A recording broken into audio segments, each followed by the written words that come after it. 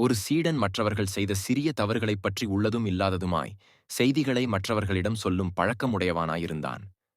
அதைக் கண்ட குரு அவனைக் கண்டித்தார். அவன் மன்னிப்பு கோரினான். ஆனாலும் அவனுடைய செய்கையின் தீமை அவன் மனதில் ஆழமாய் பதியவில்லை என்பதை அறிந்த குரு அவனிடம் ஒரு சிறு பஞ்சு மூட்டையைத் தந்து நகரத்தின் மையத்தில் உள்ள மைதானம் ஒன்றில் நின்று அதை சிறிது சிறிதாக பீத்து காற்றில் ஊதி பறக்கவிட்டு வரும்படி சொன்னார். சீடன் வெகு சுலபமாக அதைச் செய்துவிட்டு வந்தான். குரு சொன்னார், சரி, இப்போது போய் அதையெல்லாம் ஒன்று விடாமல் சேகரித்துக் கொண்டு வா. சீடன் திகைத்தான். இதென்ன ஆகிற செயலா? குருவே, அந்த பஞ்சு காற்றில் இந்நேரம் எங்கெங்கு பறந்து போயிருக்கிறதோ அதை எப்படி மறுபடி சேகரித்து வர முடியும்? 1 மணி நேரத்திற்கு முன் பறக்கவிட்ட பஞ்சுகளை உன்னால் சேகரித்து திரும்பக் கொண்டு வர முடியவில்லை. மற்றவர்களைப் பற்றி என்னென்னவோ சொல்லி வதந்திகளை பறக்கவிட்டு வந்து இருக்கிறாய்.